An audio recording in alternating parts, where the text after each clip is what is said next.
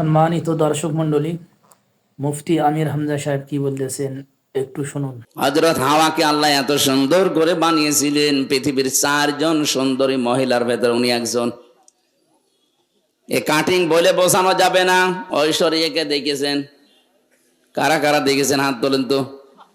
না, আপনারা আল্লাহর ওলি মানুষ, ওসব দেখবেন কেন? আপনার দেখার দরকার নেই।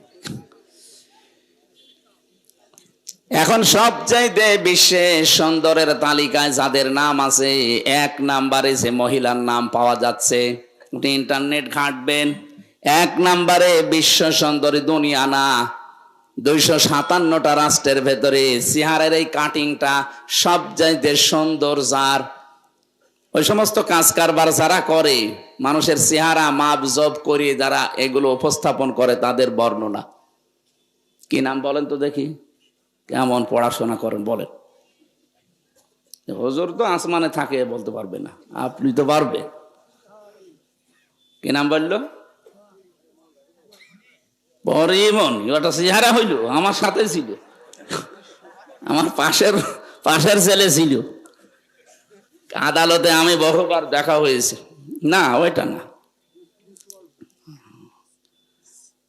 রাশমিকা মান্দানা নাম শুনেছেন? চেহারার কাটিং এ এখন পৃথিবীতে 1 নম্বরে আছে। এই মহিলার দিকে একটু আল্লাহর নাম নিয়ে তাকাবেন, দেখেন তো কি সুন্দর করে আল্লাহ তারে বানিয়েছে। এর চাইতে তাহলে শতগুণে সুন্দরী ছিল আমাদের আদি মাতা হযরতে হাওয়া আলাইহিস সালাম। কি বানিয়েছিলেন আল্লাহ তাকে!